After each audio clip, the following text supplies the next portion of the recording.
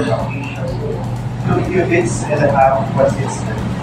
A cubit and a half is breadth, and a cubit and a half is height.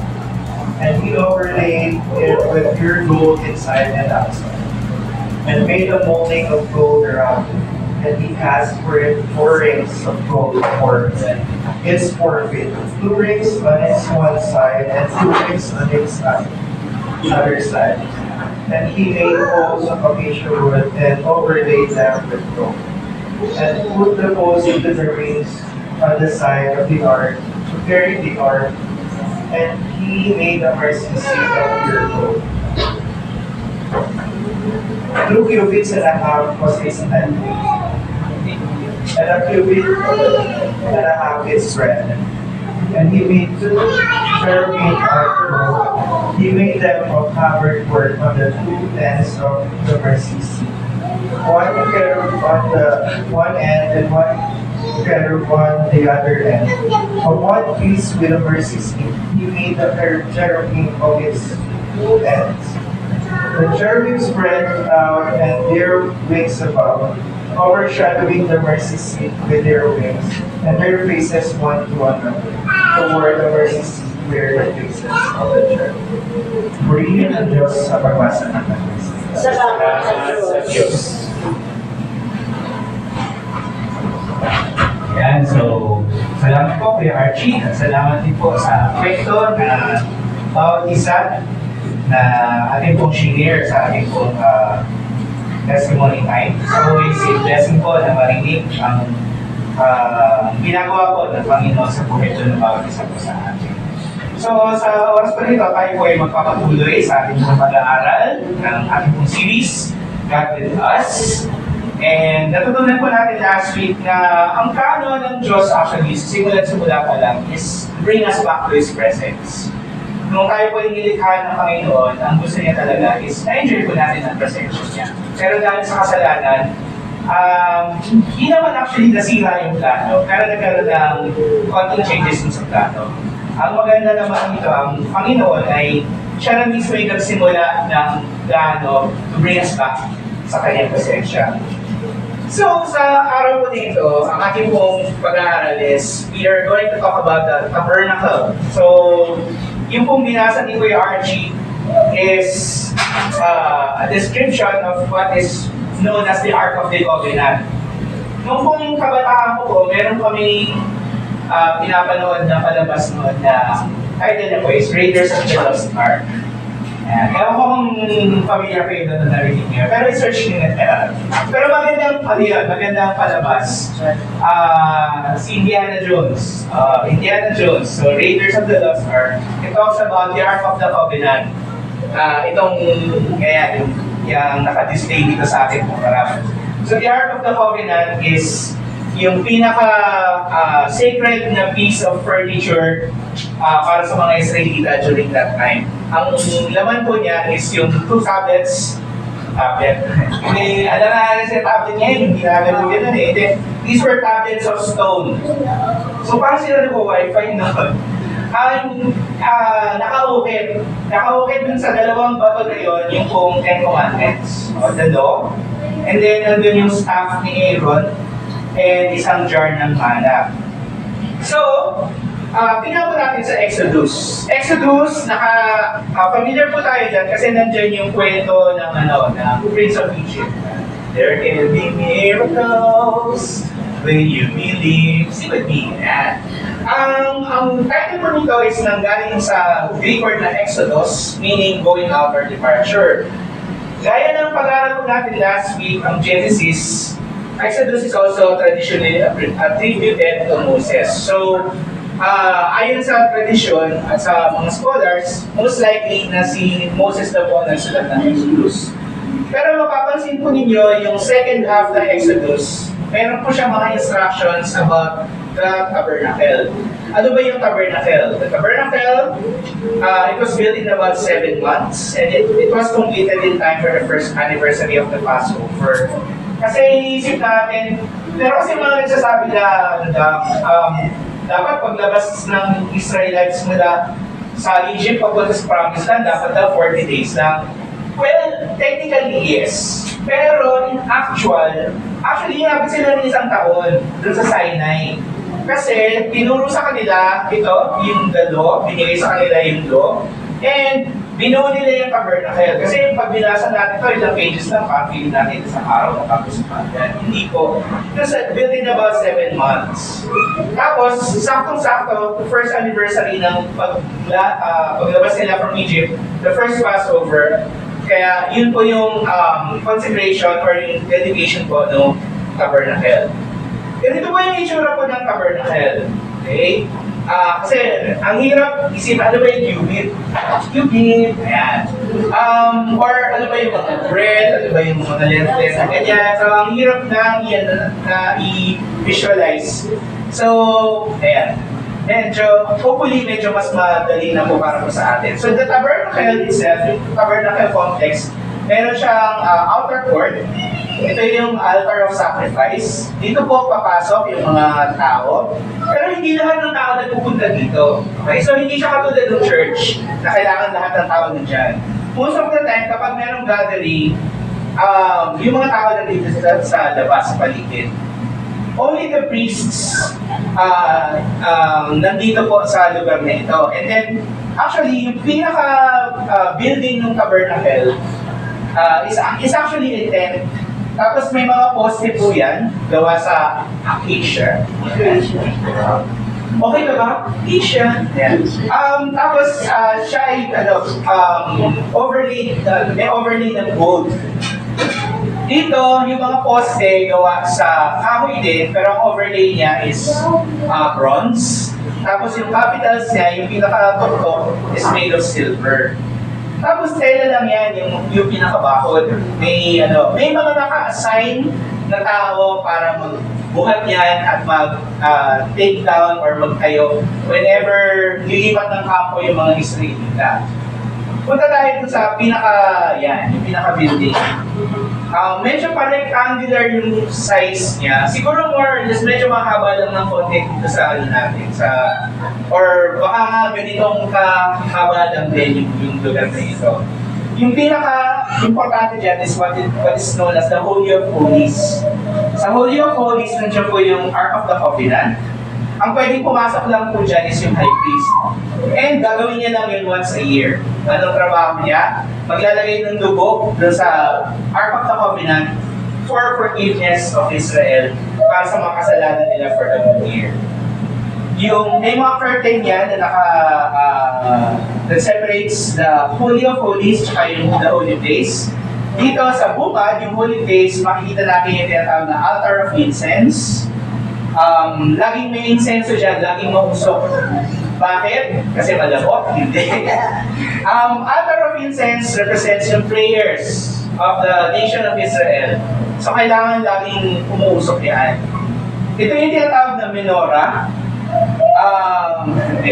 Menorah siya kasi hindi siya minahal. Yeah. Menorah is a lampstand. So 7 branches po yan. Tapos, kailangan lagi siyang may ilaw. May certain recipe yung oil na ginagamit po dito. Kailangan gawa siya from pressed olive oil. Ito po yung table of the presence. Meron kailangan palaging 12 loaves of bread dito. Again, may separate na recipe para po sa bread na yan. So, bakit 12? Kasi 12 represents the 12 tribes of Israel. Also 12 seasons, di ba? Pero, yun. Basically, most of the materials dito po sa loob ng tabernacle itself is made of gold. Puro gold yan. Tapos, ayun nga, may tent na nakapatong dyan para hindi siya maulan ng or masira. Tabernacle comes from the Hebrew word mishkan, which means tent of meeting. Si God dito, sa mga chapters na ito sa Exodus, para siyang architect, tsaka para siyang engineer. Super specific ng mga rules na binigay dito. Yung materials na gagamitin, yung orientation niya, saan siya nakakarap, saan siya pupwesto kapag nasa kampo, yung construction niya, yung design, yung exact na measurements, tapos kung sino yung contractor. pinangalanan, di ba? Kung sino yung project lead. Each of the tabernacles details have symbolic meanings. Yung kulay na purple symbolizes royalty. Blue symbolizes divinity. Tapos, basically yan. Dito rin po actually sa loob ng itong holy place, yung bawat isang furniture dito ay paalala ito ng Garden of Eden. Diba? Tree of Life. Yan. Bread, kasi kahit saan pwede kang kumuha ng pagkain. Tapos, yung presensya ng Panginoon. So, basically, parang gusto may project dito ng Panginoon na bumalik tayo sa Eden, bumalik tayo sa kanyang presensya. So, ano ba ang importansya ng lahat ng ito? Bakit? Kasi nasa New Testament na tayo. Diba? Bakit importante na malaman natin ang tungkol sa tabernacle? Ano bang pakiko dyan? Yung tinatawag nandito na tayo sa tinatawag ng Age of Grace. Pagka meron akong kasalanan, hindi ko kailangan mag-alay ng tupa or magpatay ng hayop para sa kasalanan ko. Pinag-aralan natin yun nung Friday na pwede naman kung tutusin na after ni Adam and Eve magkasala, bakit hindi na kagad pinadala si Jesus? Pwede naman i-shortcut ng gano'n na lang para tapos na kagad yung kwento. May nagsabi, kaya daw gano'n kasi para masilig. Sorry. Diba? Pero, ang takeaway po natin ng Friday is, para ma-appreciate natin kung ano ba ang grasya. Kailangan pagdaanan natin kung ano ba yung law. Ano ba yung, bakit significant, bakit kailangan natin malaman ang tungkol sa mga instructions na ito. Kung nasa erase ito, bakit may mga instructions at regulations pa rin na kailangan sundin ng mga Kristyano? Diba? Pwede gawin ng buo. Pwede mo namang suotin kung anong gusto ko. Pwede naman ako magmahal na kung sinong gusto ko. Diba? Pero bakit kailangan mahalin ko ang kapwa babae? Hindi ako pwede magmahal ng kapwa lalaki. Diba? Sabi, love wins. And God is love. Diba? Pero maniwala kayo sa hindi. Meron isang church na gano'n na kanilang pinapromote. Pero at least isang church na, and you can find it on Facebook, pero huwag niyo na po siya hanapin. Diba? Na, inaano nila na, kasi yung ibang mga Kristiyano daw, masyado kayong judger. Kaya dito na lang kayo sa church namin. Dito na lang kayo sa church namin kasi God is love. Kaya gagawin natin, pwede natin gawin yung gusto natin. Pwede natin gawin, mahalin yung gusto natin mahalin. Diba? Kung nasa Age of Grace na tayo, bakit importante na malaman natin yung mga instructions na ito? Una kasi, ang blueprint ng tabernacle nagtuturo sa atin ang presensya ng Diyos, hindi ordinary lang. Yung pong specific na may design na kailangan may cherubim, bakit hindi drone yung pinalagay ni God doon? Bakit hindi lion? Diba? Bakit hindi yun nga parang inisip siguro naman nung craftsman, ayoko ng cherubim. Gusto ko ilagay dito roses. Dapat bakit hindi yun yung ginawa? Kasi especially the Ark of the Covenant, yung binasa natin na passage kanina. Ano ba ang purpose of the Ark of the Covenant? Nasa Exodus 25:32. Sinabi doon that, "There I will meet with you from above the mercy seat." Yung pong akip ng Ark of the Covenant is called the mercy seat. From between the two cherubim that are on the Ark of the Testimony, I will speak with you. Tinuturo ko sa atin dito na ang presensya ng Panginoon, we don't come to God on our own terms. We come to God on His terms. In the same way na hindi natin pwede sabihin na kaya wala akong lisensya, tapos mag-drive ka dito sa kalsada. Diba? Gusto mo mag-drive ng kung anong gusto mong drive, di ba? Sa tingin mo, ano mangyayari sa'yo? Kaya mamaya, magdidisgrasya ka. Kasi kailangan may rules may rules of the road. May rules of the road for our safety. In the same way, ang rules po ng Panginoon is for our protection. Para hindi tayo masunog sa presensya ng Diyos. Tingnan, balikan natin yung yung itsura ng Pero bago tayo pumunta doon sa itsura ng tabernacle. This is yung tinatawag na high places. Nung kasabayan ng tabernacle. Sa mga Canaanites, sa kanila, yung place of worship nila, nandun sa taas ng bundok. Tapos ito yung altar. Pag meron kang kahilingan, sana pumasa ang aking anak sa capsule. Punta ka please, tapos mag-aalay ka na, tapos sumubi ka, celebrate ka. Ganun yan, ganun kasi. May room dito, rooms, tulog, hindi. Hindi, right? Fertilize. Gusto mo ng blessing, makikipag-siping ka sa isang temple cross. Okay? Bakit may mga symbol-symbol dito? Kuyari, kailangan, yung feeling mo, yung anak mo, parang masama yung galing niya. Siguro, nasasaniban siya. So, yan. Gagamitin yung mga ganito, mga senyales. Ay, ayan, papatakan ng ano para i-determine yung ganung pagkakataon. Pero as you can see, it's very open. Diba? Lapit ka, ibigay mo kung anong gusto mo para makuha mo kung anong gusto mo. Contrast this with the tabernacle. Yung tabernacle, yung gate niya nakaharap towards the east. Nakaharap siya towards the east. Bakit? Para pumasok ang blessing, pasok ang swerte, hindi po. Kasi during that time, the people were actually worshiping the sun. Kapag mananalangin sila, haharap sila doon sa araw kasi naniniwala sila na yung araw yung Diyos. So dito, baliktad, tinalikod. Tapos nakita natin kanina sa design, yung altar, nandito sa pinakaloob. Diba? Pasok ka lang. Pasok ka para makuha mo yung gusto mo. Pero dito, yung altar nasa bungan. Nasa bungan pa lang. Bakit? The altar symbolizes or represents na hindi ka pwedeng lumapit sa presensya ng Diyos ng basta-basta.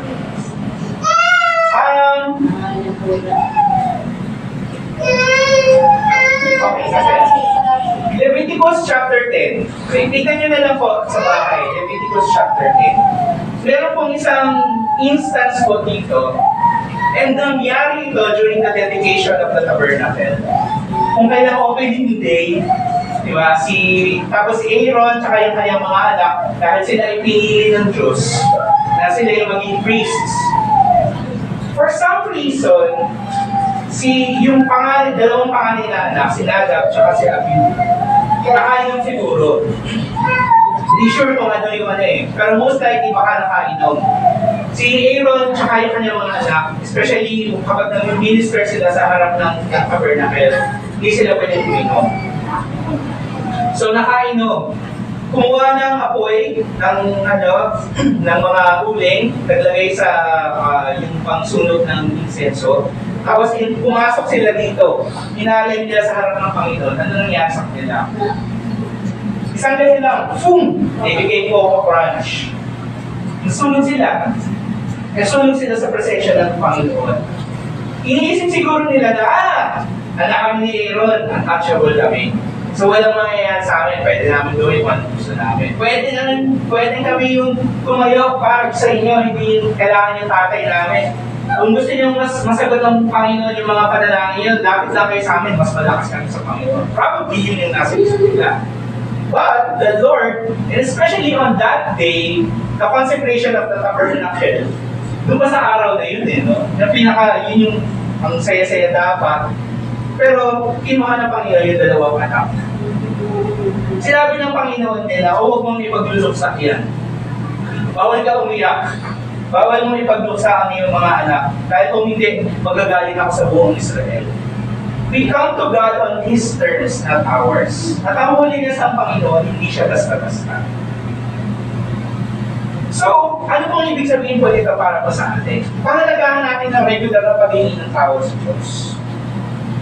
Huwag natin hayaan na yung puso po natin tumigas na parang, sorry na lang ako sa Panginoon.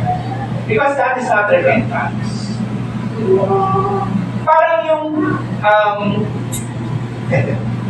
so meron akong kilalang isang bata, kapag meron siyang kasalanan, alam yung mga siya, di ba? Well, syempre sa mura nila mga edad, ganun nila eh, ganun yung weight nila, di ba? Pero imagine ninyo kung kunyari, yung asawa mo, yung asawa mo, nagkaroon siya ng affair. Tapos biglang lalaki siya, I love you, mommy. Mapapatawag mo ba yun? Hindi. Most likely, kung hindi mo siya matuktukan, di ba? Most likely, bakit mo ginawa yun? Di ba? Baka magano ka pa, eksena, reklamo ng eksena, di ba? Ang hindi pwedeng ganun lang, kailangan ay may mali na nangyari. Kailangan itama yung mali na yun. And ang ating pong paglapit sa Diyos, especially on Sunday, importante po yung ating pong preparation. Importante. Kaya nga kumbaga parang every Sunday pagkatapos, Monday, nagpe-prepare ka ulit para po sa panambahan ng Sunday. And kasama po yan, kasama po sa pag-aandang yan, is yung ating pong regular na patingin ng tawad. Sabi sa Psalm 66:18, if I had cherished iniquity in my heart, the Lord would not have listened. Kung tayo po ay nagtago ng kasalanan sa ating mga puso, ang Panginoon natin would not listen to our prayer. Kasi alam niya yung motibo ng ating pong pinag-pray. Alam niya yung motibo ng mga puso natin. Iba nga kaya tayo dumating sa ating pong prayer time, pero tayong prayer of confession po nga. Hindi ito para sagutin ng Diyos yung prayer natin, but rather, para masiguro yung paglapit natin sa Kanya nasa tama. Our confession also teaches us na yung puso natin, yung mga motibo natin, tama sa harap ng Panginoon. So, ang kabanalan ng Diyos, hindi po siya joke, hindi siya basta-basta. We can only approach God through Jesus Christ at hindi sa sarili nating terms. Diba, sinabi sa, hindi ito dapat Colossians 1:15, sorry. 1 John chapter 1 verses 8 to 9, sabi, if we say we have no sin, we deceive ourselves. Okay na ako, wala na mga kasalanan, iloloko natin yung sarili natin. But if we confess our sins, He is faithful and just to forgive us our sins and to cleanse us from all unrighteousness. So it takes humility. Kaya magpakumbaba tayo sa harap ng Panginoon. Ang maganda naman po sa Panginoon is willing po siya na magpatawad. Willing po siya na magpatawad. Pero we must remember na basa ng Panginoon kung ano yung nasa puso natin. Kasi baka mamaya, humihingi lang tayo ng sorry para lang bumaki yung pakiramdam natin. Hindi naman talaga tayo nagsisisi ng bonggang-bongga. Diba? Inuturo ba natin sa mga anak natin yung kahalagahan ng worship? O tinatrato ba natin ang pagsamba tuwing Sunday sa gate? Ituro ang one important din po na kailangan ituro sa mga anak is sa disconnect. Then, ayun naman kami pag nasarap kami dito. Sa pagbuto ng pangari, na ito ka, o ano, so parang hindi kayo punta ka sa ano, magpapaganda, di ba? Pero, yun nga yung puso mo dapat nandito. Kasi maaaring nandito ka physically, pero yung puso at isipan mo, somewhere online, di ba? Nakarating ka na ng Instagram, nakarating ka na ng TikTok, di ba? Maaaring na, magano na yung ano, yung isip mo. Maya-maya, kala mo natawa ka dun sa sinabi ng pastor, bigla rin pala natawa ka dun sa pinapanood mo. We need to be here. Kasi kung gusto natin na magpahinga talaga, yun nga, yung masulit natin ang presensya ng Panginoon, we need to be here, both physically, mentally, and spiritually. So, sorry wala pa akong pinapatamaan. Wala pa. Pero, kumbaga parang hihingi natin ng tawad sa Panginoon. Sana nakikita sa atin ng mga anak natin yung paggustuhan makinig at mag-participate sa pagsamba. Diba? Humingi tayo ng kapatawaran sa Diyos, sa mga pagkukulang natin, at lumapit tayo sa pamamagitan ni Jesus. Kasi, one of the things din na isipan ko, ninilay kaya isupot itong aking pong sabbatical. Bakit kaya may times sa parang ang bilis natin lumago, tapos minsan suwagan natin lumago.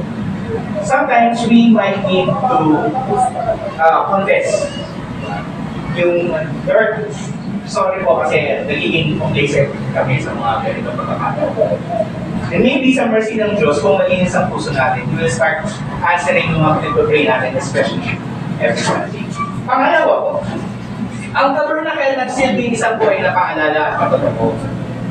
Especially dun sa kalagitnaan na yung araw-araw na pamumuhay ng mga Israeli, kapag nakikita nila, ano yung building na yun? That's the tabernacle. Tapos, sa ibabaw ng tabernacle, kapag umaga, mayroong cloud, pillar of cloud, na nagpapahiwatig ng presensya ng Diyos. Kapag naman gabi, meron siyang pillar of fire. So parang nakakatakot siya in a sense, pero at the same time, nakaka-reassure na ang galing kasama natin ang presensya ng Diyos. Tingnan mo natin yung... Ay, wala si Kuya.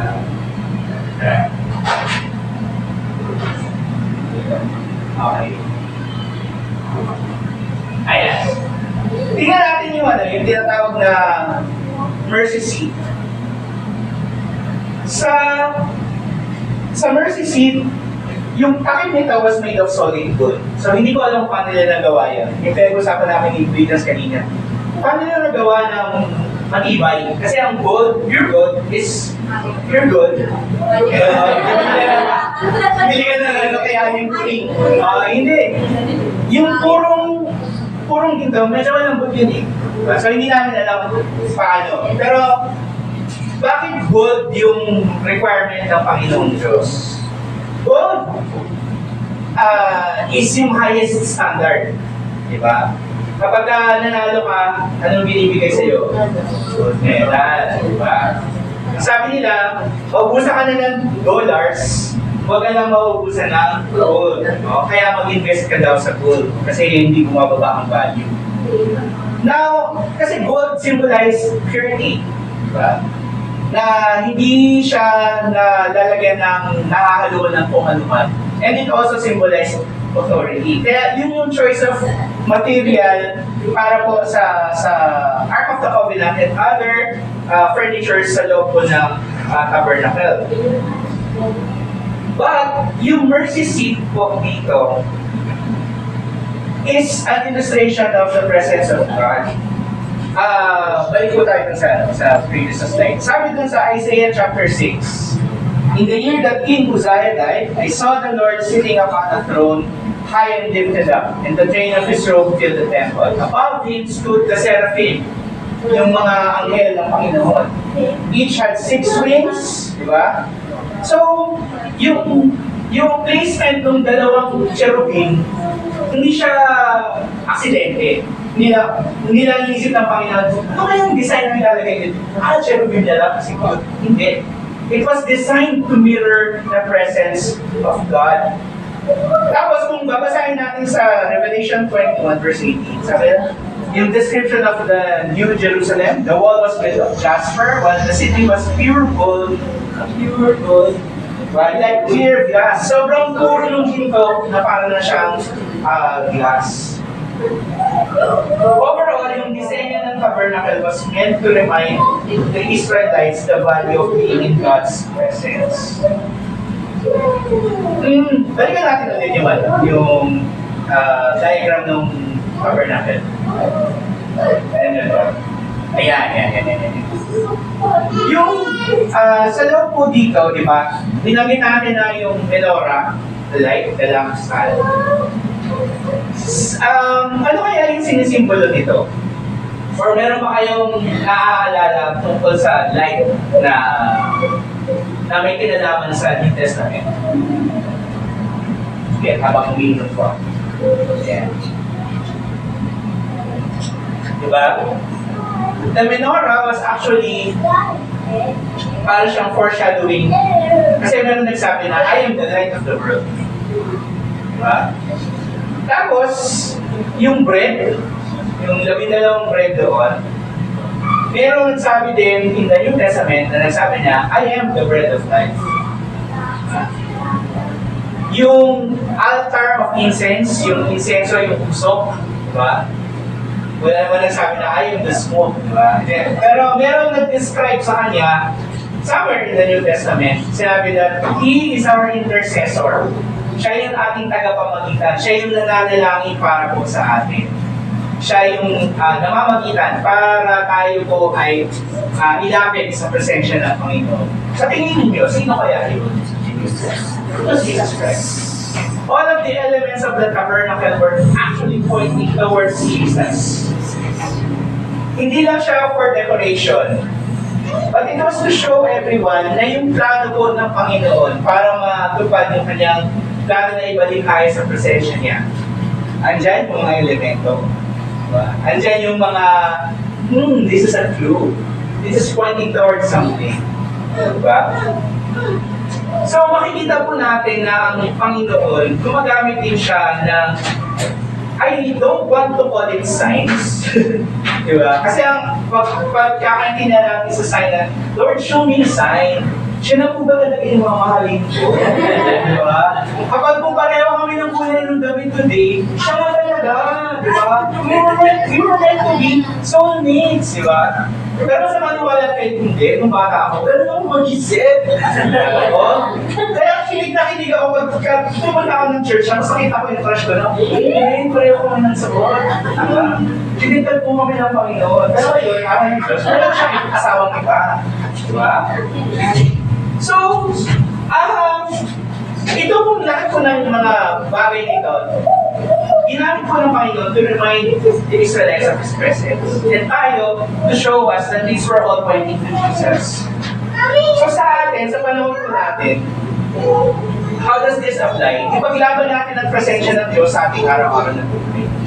And God can use specific things to remind us of His presence. First is yung ating pong Bible. Okay? Yung Bible natin, binabasa ba natin? Okay? Or naka-display lang sa bahay. Na para protektahan ng Panginoon ang aming pong bahay. Diyan ang Bible. Hindi po. Dapat po, nasahin natin yung Bible. Na, kumbaga parang, sabi sa Psalm 119, verse 1 and 5, Your word is a lamp to my feet and a light unto my path. Kung gusto natin ng liwanag sa ating pong buhay, liwanag sa ating pong kada hakbang, sa bawat araw, kailangan basahin natin ang Bible, di ba? Wala na tayong Ark of the Covenant ngayon, pero meron tayong Bible. And, noong isang araw ko, kahapon, nung pauwi kami, sikat, nagpapatugtog siya ng kanyang mga, wala kasi sikat sa pag-usapan natin siya.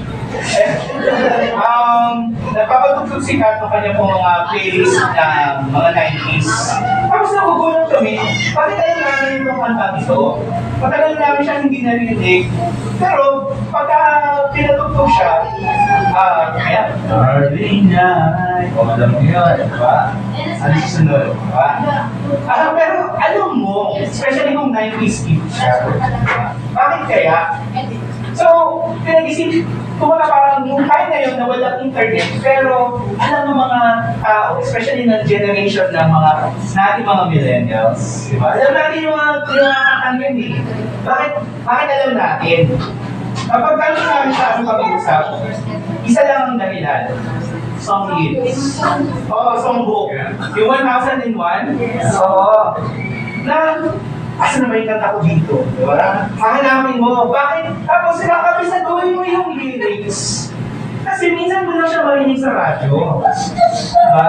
Kakabisaduhin mo yung lyrics. Tapos kapag pinatugtog na, kabisado mo yung words, kabisado mo yung masasagayan siya. Kaya hanggang pagtanda mo, dala-dala mo ngayon yun. Why can't you do that with our Bibles? Diba? Kahit na ang Bible natin is accessible sa digital, accessible sa internet, di ba? The Bible is now more accessible than ever, pero hindi natin alam yung Bible natin. Di ba? So paglaban natin yun, ipaglaban natin yung pagbabasa ng Bible. Hindi ko po hinihingi actually sa inyo na magbasa ng Bible every day. Di ba? But have a regular time. Once a week, twice a week, as a regular. Kapag tulog yung mga bata, sige, magbabasa ako. Tapos, pagkatapos magbasa, magmuni-muni, tsaka ako natanggay drama. Di ba? Wag natin hayaan yung K-drama kung sa oras natin, di ba? Kasi kung hindi ka makakapag-review, kung hindi ka makakapag-review, hindi mo mababasa ang salita ng Panginoon. Di ba? Naging perfect. Grasya yun. Grasya ng Diyos yun. Sa iyo. Di ba? So, sabi sa Deuteronomy chapter 6, verse 8 and 9, bind them as a sign in your hand. They shall be as frontlets between your eyes. Write them on the doorposts of your house and on your gates. Yung mga Israelita dito, literally, sulat sila ng portions of scripture, tapos nakalagay dito sa kanilang mga kamay, or nandito sa kanilang noo. Frontlets, between your eyes. Maganda dito sa ikanang noo dito. Di ba meron tayong isa sa mga bahay natin nakalagay ng mga verse? Ano yung usual na verse na nakadisplay sa bahay? As for me, my house will serve the Lord. Di ba? Kaya, yun yung usual na verse na nakalagay sa atin natin. Yun eh. Write them on the doorposts of your house and on your gates. Kapag nakikita mo doon, bakit? Ano kaya yung ibig sabihin ng as for me in my house, we will serve the Lord? Di ba? Hindi po ito pagbebenta, no? Pero meron po kami pinabenta sa CSM. Tinatawag ko na mesusa. Sa mga Hudyo, yung mesusa, lalagyan po nila ng verse. Tapos ilalagay nila doon sa pinto. Para kapag papapasok ka ng bahay, makikita mo yun as a reminder na huwag mong dalhin yung galit mo sa trabaho, sa school, papasok ng bahay. Tapos pag lalabas ka, it's also a reminder na huwag mong dalhin yung galit mo sa labas na, sa loob ng bahay, papalabas mo.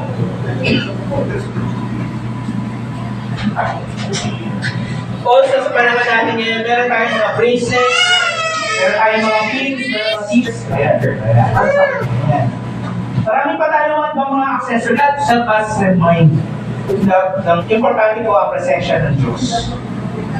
So, not necessarily picture po of the bus. So, meron isang bata, tinanong siya, alam mo picture ni Jesus, di ba? Usually na picture ni Jesus long hair, salado. Tapos yung picture ni Jesus na kami yan. Tapos tinanong yung bata, ano ginagawa ni Jesus dyan? 6'7". So, gano'n, 6'7". Hindi yun. Hindi natin kailangan gano'n, diba? Ang mga bagay nito, kasi minsan naglalagay tayo dyan, hindi para reminder para to sa atin. Pero sinasabi natin na protection. Hindi natin kailangan ng mga agiban. Hindi natin na kailangan ng mga ganitong mga bagay. Diba? Kapag yung trust mo na punta na sa ganitong bagay, that is not reminding yourself of God. It's called idolatry. Okay? So,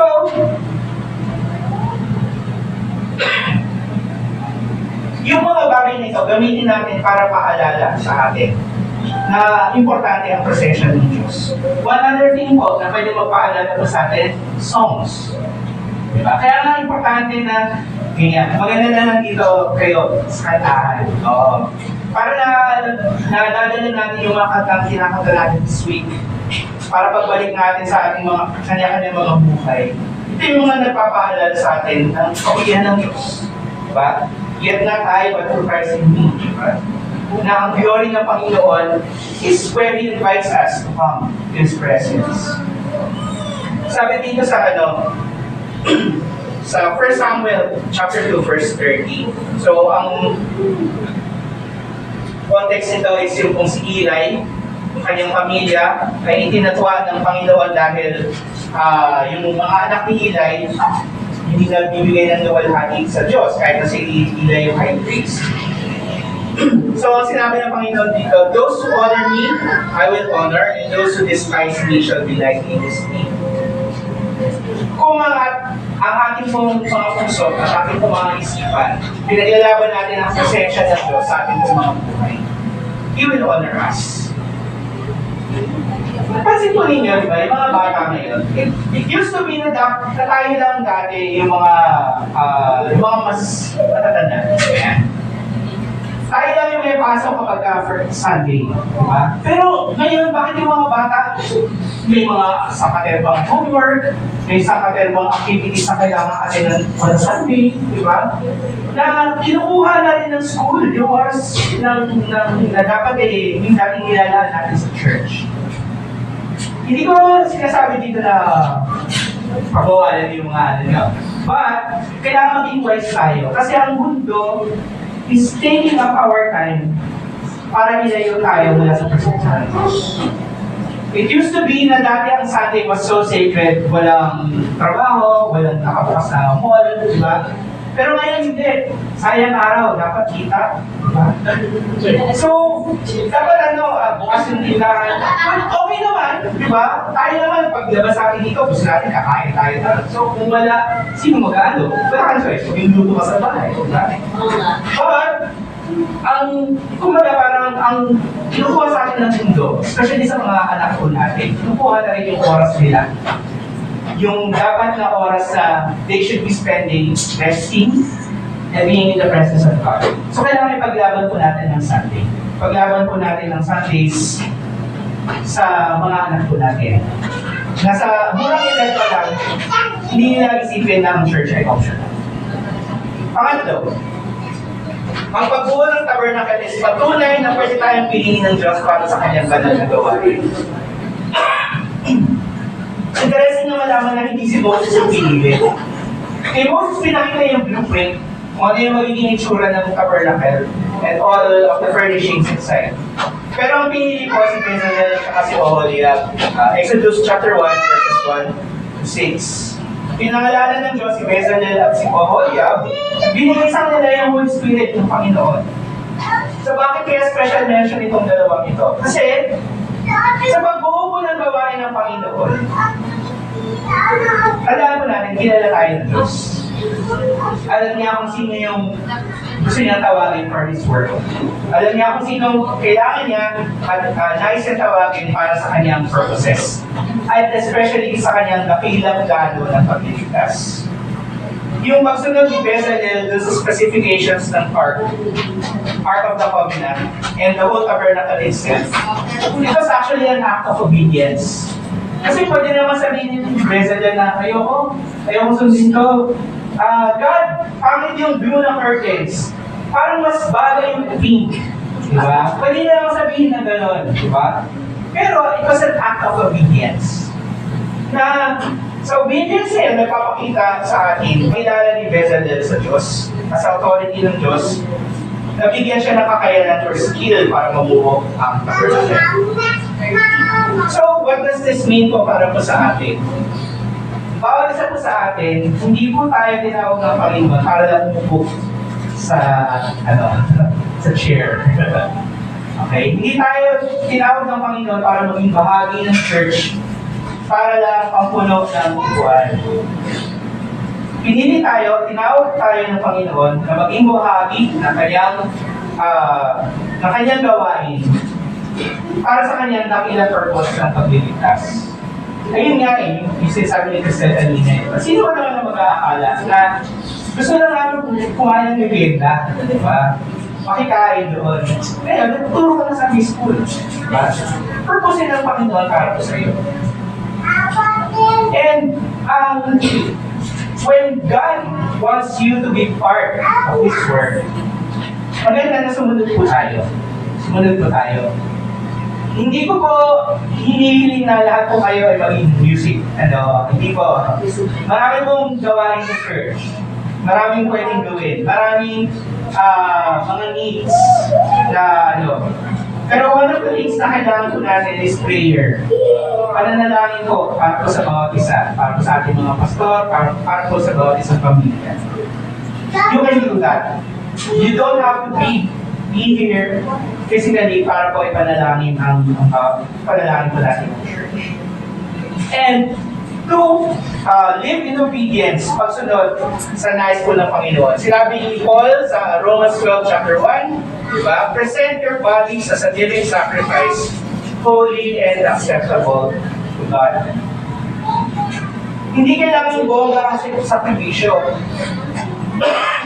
Lord, ibibigay ko yung kalahati ng linggo ko na nandito ako sa church, maglilinis ako. Kaya, wow. Hindi kailangan ganun kabongga. But most of the time, ang hinihingi ko sa atin ng Panginoon is obedience in the small things. Diba? Obey your parents. Honor your parents. Diba? Na kapag parent ka, provide for your children. Asikasuhin mo sila. Madalas ang hinihingi sa atin ng Diyos, yung mga bagay na hindi bonggang-bongga, but yung nakakatamad yun. Hindi kailangan ng Diyos na magsakripisyo tayo at mag-donate ng milyon-milyon sa labing church. Kundi sa obedience natin. Sabi sa 1 Samuel 15, to obey is better than sacrifice.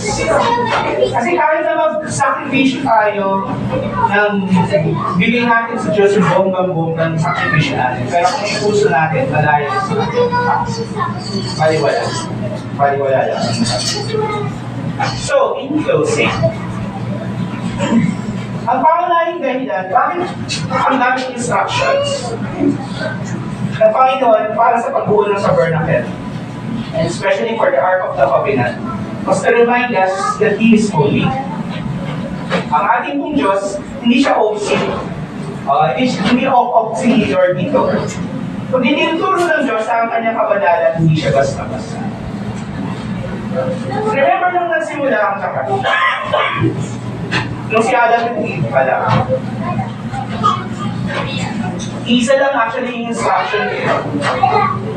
Pwede nyo kainin lahat except this. Pero dahil sa kasalanan, ayun na, nagsama-sama na lahat.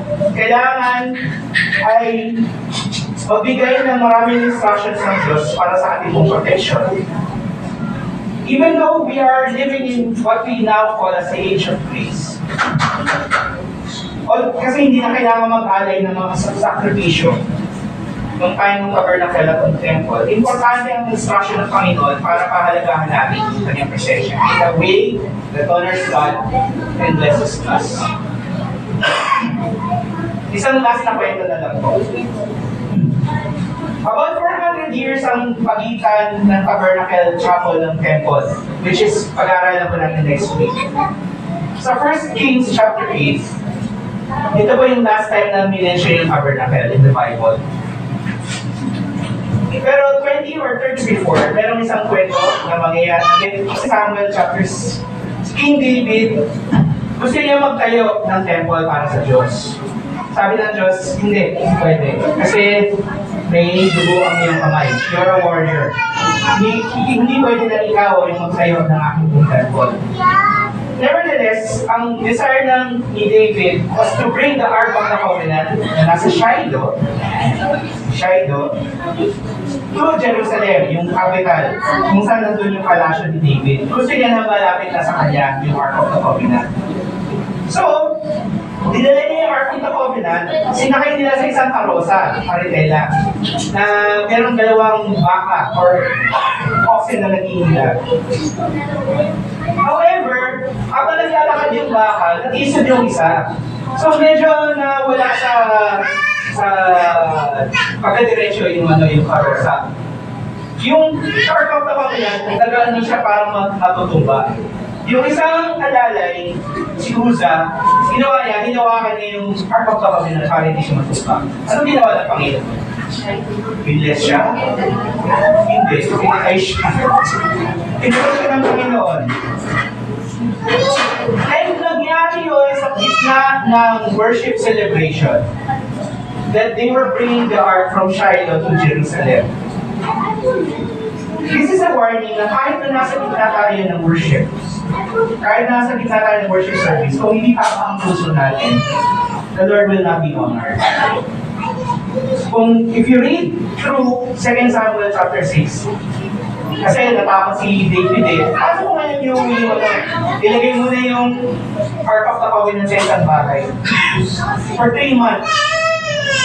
Tapos ang ginawa ng Panginoon, pinapalan niya yung bahay na yun. May blessing po ang presensya ng Panginoon. But it's also a warning na huwag natin siyang basta-bastang itrato na parang, okay tayo Lord, bro, diba? I love you, Papa G. Diba? Kung ganun lang ang tuturing natin sa Panginoon na parang barkada natin, we are not honoring Him. Pinatay ng Diyos si Uza as a warning na kung hindi tama ang puso natin, the Lord will not be honored and He will not honor us as well. So we need the Lord's instruction bilang protection para masiguro na yung offer natin worship ay katanggap-tanggap. Yeah. The tabernacle was more than a place of worship. It's a itong reminder sa atin na ang presensya ng Diyos at yung kanyang nakikita na ibalik tayo sa Kanya. Kung pagkilala natin sa tabernacle, bilang bahagi ng dakilagtano ng Diyos, dapat makatulong sa atin na pahalagahan ang presensya ng Diyos sa araw-araw. So sa ating pong pagsunod sa mga kautusan at kagustuhan ng Diyos, alalahanin natin, hindi ka nag-isa. God will give you the strength to obey if you ask Him. Hindi natin kailangan gawin ang lahat ng ito sa sariling lakas lang.